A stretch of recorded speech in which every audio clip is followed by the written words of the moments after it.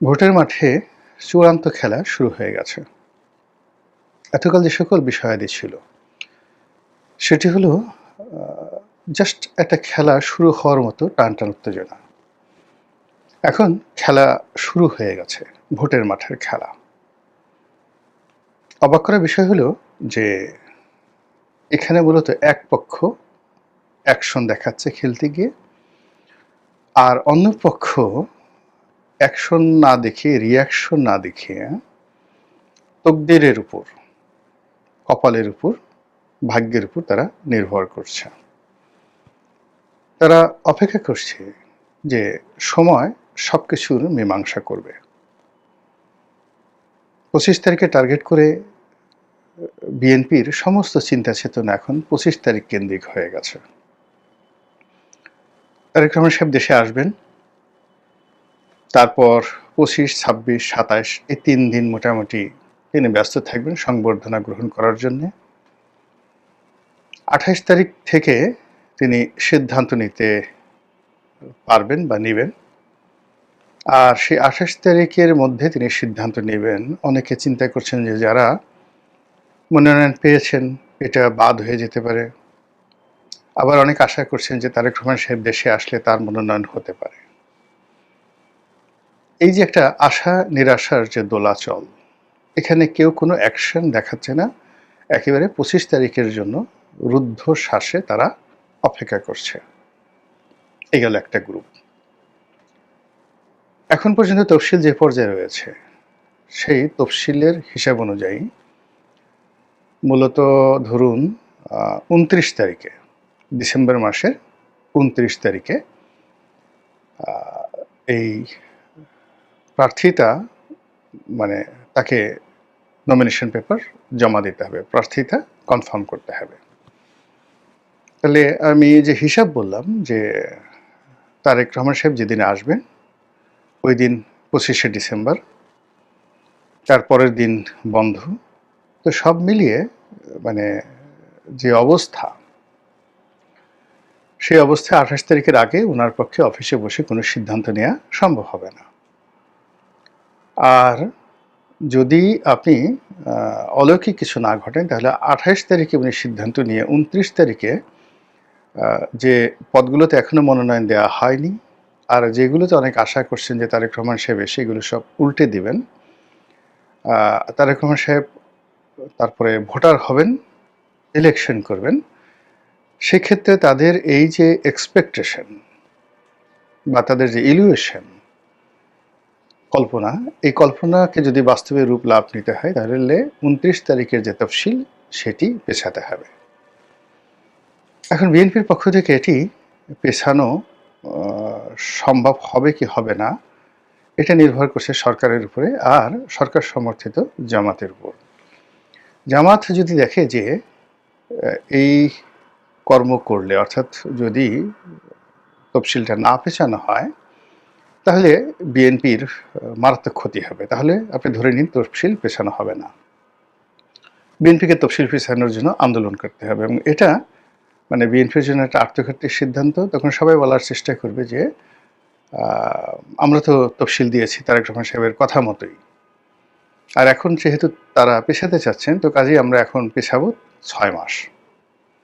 ৬ মাসের আগে পেছানো সম্ভব না। এর কারণ হলো এরপরই চলে আসবে পবিত্র ঈদুল ফিতর, কিছুদিন পরে ঈদুল আজহা, এরপর বর্ষাকাল, তারপরে শীতকাল না আসলে তো আমাদের দেশে নির্বাচন জমে না। বোঝার চেষ্টা করুন। তাহলে চিন্তা করুন অ্যাকশন, রিঅ্যাকশন এবং যাকে বলা হয় ইলুয়েশন নিয়ে আমাদের যে ইলেকশন কমিশন, বিএনপি এবং জামাত এবং সরকারের মধ্যে কি ধরনের রসায়ন চলছে, জাস্ট আমি একটা ছোট্ট উদাহরণ দিলাম। দ্বিতীয় যে উদাহরণ, সেটি হলো বেগম জিয়ার শারীরিক অবস্থা। তো তিনি এখন আইসিইউতে আছেন, এবং ওসমান হাদির আহত হওয়ার পর থেকে সমস্ত মিডিয়া থেকে বেগম জিয়ার যে খবরাখবর সেটা ব্ল্যাক আউট হয়ে গেছে। আগে যেভাবে তার শারীরিক অবস্থা জানানোর বাধ্যবাধকতা ছিল, ঠিক সেই জিনিসটি আমি এই ওসমান হাদির ঘটনার পরে একটা দিনও দেখিনি। ২ নম্বর হলো যে মানুষ স্বভাবতই ভুলে যায়, আর মানুষের আবেগ যেখানে খুব প্রবল হয়, সেখানে বিবেক ধীরে ধীরে কমতে থাকে।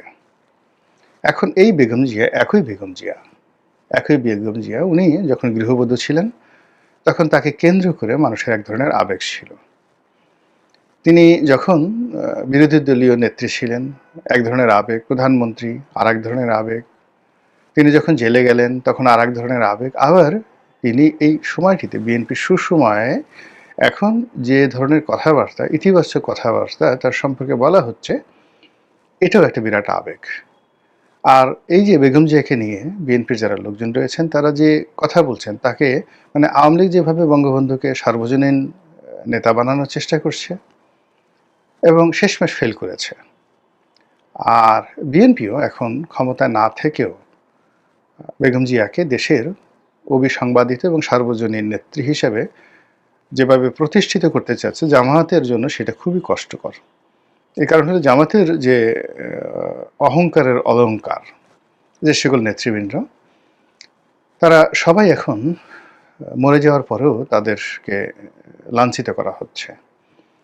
তো লাঞ্ছিত করা হচ্ছে সেই যেন তেন লাঞ্ছিত নয়, ডাকসু ভবনের সামনে তাদের ছবি এঁকে, বিশ্ববিদ্যালয়ে তাদের ছবি এঁকে যাচ্ছে তাই যে কাজগুলো করা হচ্ছে, আর তার বিপরীতে বিএনপির একটা যাকে বলা হয় শ্রদ্ধার জায়গা আছে, এটা সঙ্গত কারণে জামাতের জন্য সুখকর নয়।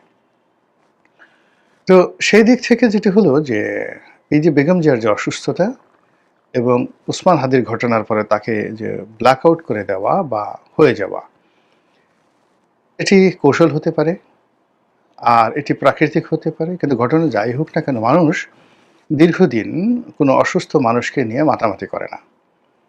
এমনকি নিজের বাবা মা দীর্ঘদিন যদি বিছানায় থাকেন, শয্যাশায়ী থাকেন, অনেক সন্তান বলেন যে আল্লাহ তুমি এই যে কষ্ট দিচ্ছ, এর সাথে তাকে উঠিয়ে নিয়ে যাও। তো কাজেই আজকের দিন থেকে 25 তারিখ পর্যন্ত, কিংবা ধরুন একেবারে 29 তারিখ পর্যন্ত, কিংবা ধরুন একেবারে নির্বাচনের পূর্বক্ষণ পর্যন্ত বেগম জিয়ার শারীরিক অবস্থা, অসুস্থতা, তার বেঁচে থাকা না থাকা, এগুলোর উপরে বিএনপির তকদির নির্ভর করছে। আর এই বিষয়টি এতটা সেন্সিটিভ, এই বিষয় নিয়ে আমি আর কথা বলতে চাচ্ছি না। গেল দুটো। অন্যদিকে যেটা হলো যে বিএনপির বিরুদ্ধে যে পক্ষ, তারা যে অ্যাকশনগুলো দেখাচ্ছে, সেই অ্যাকশনগুলো কিন্তু মানে রীতিমতো সারা বাংলাদেশকে তোলপাড় করছে। যেমন ধরুন ওসমান হাদির যে হত্যা প্রচেষ্টা, তো এর সঙ্গে বিএনপিকে জড়ানোর চেষ্টা, মির্জা আব্বাসকে জড়ানোর চেষ্টা, এটা আলটিমেটলি বিএনপির বিরুদ্ধে যতটুকু কাজ করেছে এতে কিন্তু বিএনপির শক্তিমত্তা স্তমিত করে দিয়েছে। তো এই যে ওসমান হাদিকে যারা এই গুলি চালিয়েছে, তারা আর যা হোক বিএনপির লোক নয়, এটা আপনি নিশ্চিত ধরে রাখেন। 2 নম্বর হলো যে তারা বিএনপির শত্রু। এখন কারা করেছে সেটা সবাই যেমন একবাকে বলার চেষ্টা করছে, ভারত থেকে হচ্ছে, আওয়ামী লীগ থেকে হচ্ছে, ভালো কথা, কিন্তু আওয়ামী লীগ তো বিএনপির বন্ধু নয়। তো কাজেই এখানে আওয়ামী লীগ বিএনপির বিরুদ্ধে অ্যাকশন দেখাচ্ছে, আর আওয়ামী লীগ সম্পর্কে বিএনপি শুধু চিন্তা করতে পারছে, রাগ হতে পারছে, ক্রোধ দেখাতে পারছে, পরিকল্পনা করতে পারছে, কোনো অ্যাকশন দেখাতে পারছে না। আর যে সকল অ্যাকশন দেখাতে পারছে সেটা তৃণমূলে আওয়ামী লীগের যারা নেতৃত্ব, তাদের আসলে ঘোড়ার ডিম, কিছুই হচ্ছে না, একটা পশমও তাদের স্পর্শ করা যাচ্ছে না। গ্রামে হয়তো রাগ হয়ে আপনি আওয়ামী লীগ কোনো নেতার গরু চুরি করছেন, গরু ধরে নিচ্ছেন, জবাই করছেন, কোনো আওয়ামী লীগের কর্মীর বাড়িঘরে হামলা চালাচ্ছেন, 2-4টে ধর্ষণের ঘটনা ঘটছে, লুটপাটের ঘটনা ঘটছে, এবং এগুলো মানে বিএনপির যে ভোট ব্যাংক, সেই ভোট ব্যাংকে আরও গজব তৈরি করছে। গেল এটা। যদি আওয়ামী লীগ না হয়ে এই ঘটনার সঙ্গে অন্য কেউ জড়িত থাকে, তৃতীয় পক্ষ, চতুর্থ পক্ষ, দেশি শক্তি, বিদেশি শক্তি, ওটা বিএনপির জন্য আরও মারাত্মক অ্যাকশন। তো এই অ্যাকশনের পরে আপনি ধরুন এই যে একটা বিজয় দিবস গেল, এই বিজয় দিবসে বিএনপির যারা প্রতিপক্ষ, তারা যে অ্যাকশনগুলো দেখিয়েছে, সেই অ্যাকশনের অ্যাগেনস্টে বিএনপি রীতিমতো বেকুব হয়ে গেছে। বিএনপির বড় বড় নেতারা যেভাবে অসহায় বোধ করেছে এই 16ই ডিসেম্বর তারিখে, এবং কার্যত বিএনপি মানে এই তোষণ নীতি, মানে এখন সবকিছু তারা ভালোয় ভালোয় নরমে নরমে তারা করতে চাচ্ছে। তারা একবার বলতে পারেনি যে কেন কুচকাওয়াজ হলো না। তারা এই অনুষ্ঠানে সদল বলে বঙ্গভবনে যেতে পারেনি, রাষ্ট্রপতির পাশে তারা দাঁড়াতে পারেনি, এমনকি সেনাপ্রধানের পাশে তারা দাঁড়াতে পারেনি, অথবা ডক্টর মোহাম্মদ ইউনূসের পক্ষে দাঁড়াতে পারেনি। তারা অনেকটা কুলহারা রমণীর মতো হয়ে গেছে। তারা এনসিপির সঙ্গে যেতে পারছে না, জামাতের সঙ্গে যেতে পারছে না, আর একা একা জোরে জোরে হাত পিত্তেশও করতে পারছে না। অ্যাকচুয়ালি হোয়াট ইজ হ্যাপেনিং, কি ঘটছে বিএনপির মধ্যে, এটা নিয়ে আপনাকে কল্পনা করতে হবে। আপনি তাদের কোনো অ্যাকশন বা রিয়াকশন দেখতে পারছেন না, আর প্রতিপক্ষ এখানে রীতিমতো অ্যাকশন দেখাচ্ছে। এরপরে যেটি সেটি হলো বিএনপির শীর্ষ অনেকগুলো নেতৃবৃন্দ রয়েছেন, তাদেরকে টার্গেট করা হচ্ছে। টার্গেট বলতে হাদির মতো কোনো টার্গেট নয়, কিন্তু হাদির মতো টার্গেট হতে পারে এই ভয় বিএনপির অনেক নেতার মধ্যে যে ঢুকে গেছে, এতে কোনো সন্দেহ নাই।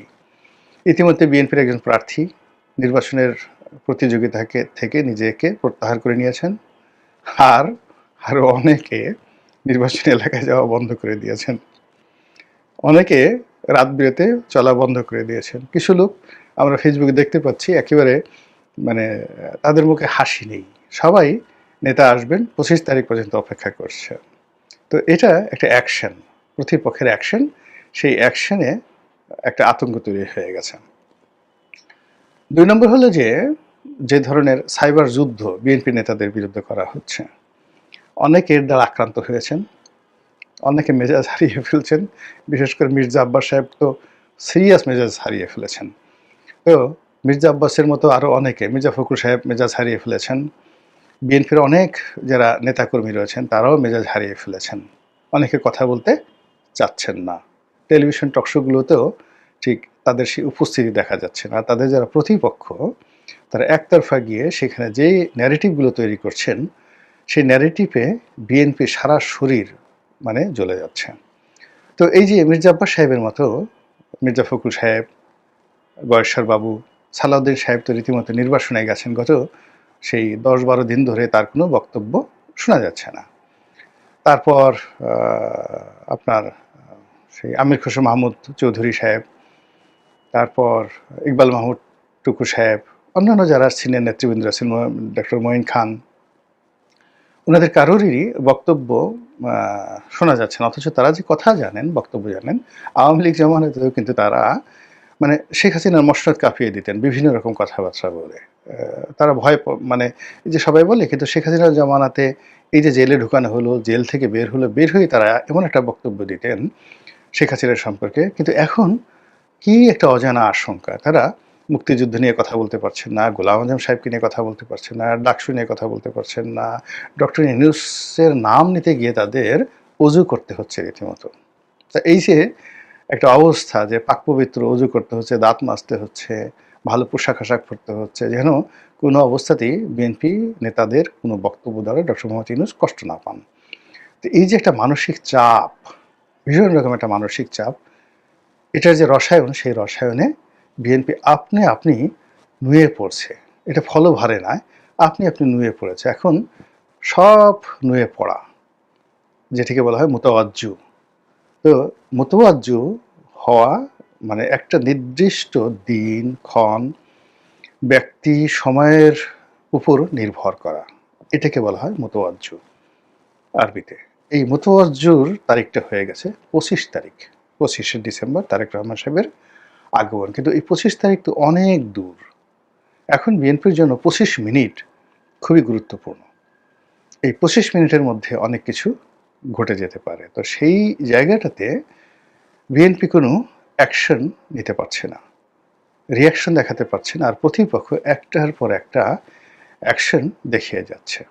ফলে কি হলো, এত বড় একটি রাজনৈতিক দল, ব্রুট মেজরিটি 35%, আর 280টি সিটে, সংসদীয় আসনে নিশ্চিত বিজয়ের হাতছানি, সরকার গঠনের শতভাগ নিশ্চয়তা, আর ঠিক সেই জায়গাতে যখন এইরকম একটা সম্ভাবনার উল্টো দিকে যখন এই আতঙ্কগুলো কাজ করে, তখন কেমন লাগে বলেন তো? যে কোনো মানুষেরই তো খারাপ লাগে। আমরা কি করতে পারি? দোয়া করতে পারি, তসবিহ তাহলিল করতে পারি। যেহেতু বিএনপি অ্যাকশন দেখাচ্ছে না, আমরা কি করে অ্যাকশন দেখাবো?